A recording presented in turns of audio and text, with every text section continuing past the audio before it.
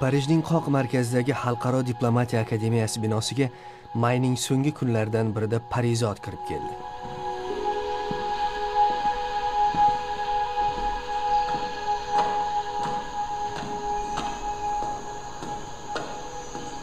Bu yerda nima qilyapsiz siz?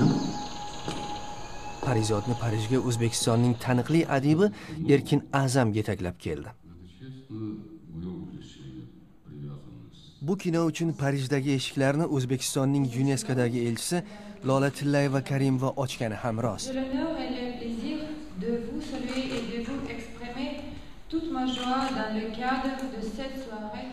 Ortiqcha siyosat qilmasak ham, Parizodning o'zi kattagina siyosat ekani so'nggi paytlar tobora ayonlashib bormoqda. Ayrim mulozimlarga yoqmagani qishloqning eski devorlari-yu yangi bunyodkorlik ishlari akslanmagani va internet nashrlariga qarasangiz, Lola Tillayeva-Karimovaning opasi Gulnora Karimovaning tabiga o'tirishmagan kiyimlar, ehtimol o'zi istamagan holda siyosatga aralashib qolgandir Parizod. Aslida Parizod qanday paydo bo'lgan edi? Boysunga shu onamni ko'rgani borganimda, shu mudrab yotgan edim, singlim, o'qituvchi singlim bor. She'r ham yozadi. U endi bilgan yo'q men bunday ilib olishimni, mudrab yotganimda sshu bir nimadir gapirgandek bo'ldi. Shunga yaqin bir narsani gapirdi. Keyin mototsiklda olib boribdi, falonchaga olib boribdi. Birdan sergak tortdim-da, turib so'radim. Lekin u paytda bilganim yo'q, buni kino qilishim mumkinligi yo bunga bir ahamiyatli narsa deb qarashim mumkinligi xayolimga kelgan yo'q. Keyin shu birdan shu kallada chaqin paydo bo'ldi. Endi u yog'i bilasiz, kosiblik deydimi? U yog'i endi shoirlik deydimi? O'zi keladi endi. Parijdagi tadbir tashkilotchisi, O'zbekistonning UNESCOdagi elchisi Lola Tillayeva-Karimova nima uchun Parijda ko'rsatish uchun o'zbek kinosidan aynan Parizodni tanlab oldi? Мы рады, что у нас есть такая возможность сегодня представлять фильм Эркина A'Zama здесь, в Париже, французскому зрителю. Работа такого мастера, как Эркин A'Zam, всегда пользуется большим интересом. Biz bugun bu yerda, Parijda, Erkin A'Zamning filmini fransuz muxlislariga taqdim etish imkoniyati tug'ilganidan mamnunmiz. Erkin A'Zamdek ustozning asarlari har doim ommada juda katta qiziqish uyg'otadi. Uning ijodi oddiy xalqning hayotini chuqur tushunish niyati bilan yo'g'rilgan. Shaxsan menga bu film o'zining teranligi, insoniylik ideallari, inson qalbining axloqiy ideallarga talpinishi bilan katta ta'sir qildi.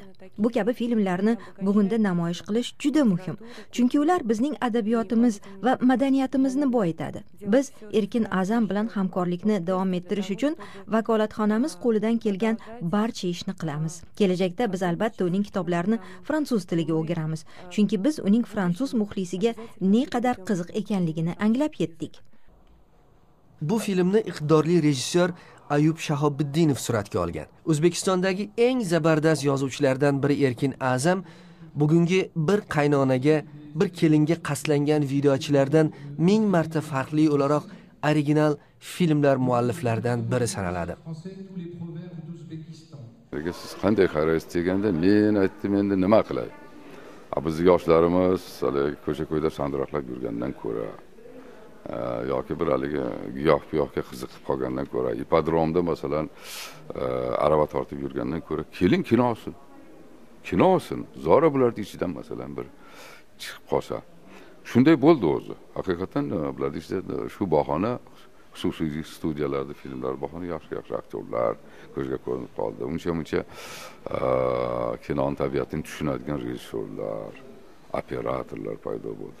Lekin eng chatoq fojiali tomoni shundaki, bular hozir aytibdiki, davlat kinosini, davlat buyurtmasi bilan olgan kino bir tinga qimmat. Buni hech kim ko'rmaydi, tomoshabinlar bizni ko'radi deyapti. Endi siz ular dilini buzib qo'ygan bo'lsangiz, siz o'sha asosan yoshlar ongiga zaharlab qo'ygan bo'lsangiz, men nima qilishim kerak? Reklama sizni qo'lingizda bo'lsa, siz haligi ochiqdan ochiq naqdini tikib turgan bo'lsangiz, albatta sizni kinongizga keladi. Lekin endi tomoshabinni ko'zi ochila boshladi. ko'zi ochila boshladi. Hozir shu o'sha bir paytlar shu kinolardan qolmaydigan, qon taxtadan qolmaydigan tomoshabinlar ham jonga tegib ketdi. Bu ma'nosi yo'q bu kino. Bezdi. Au jardin de mon âme, mais au corps son terreau. Ton cheval sera teint. Xullas, Parijning qoq o'rtasida Hazrat Navoiyning g'azallari fransuzcha yangradi. O'zbekistonlik kompozitor Yanov Yanovskiy asarlari chalindi. Olqishlar aytildi. O'zbekistondan Parizod keldi. Yig'ilganlar Parizodga oshiq bo'lib qoldi. Samimiylik va hayotiylikka. Parijda samimiylik va hayotiylikning bahosi baland bo'ldi.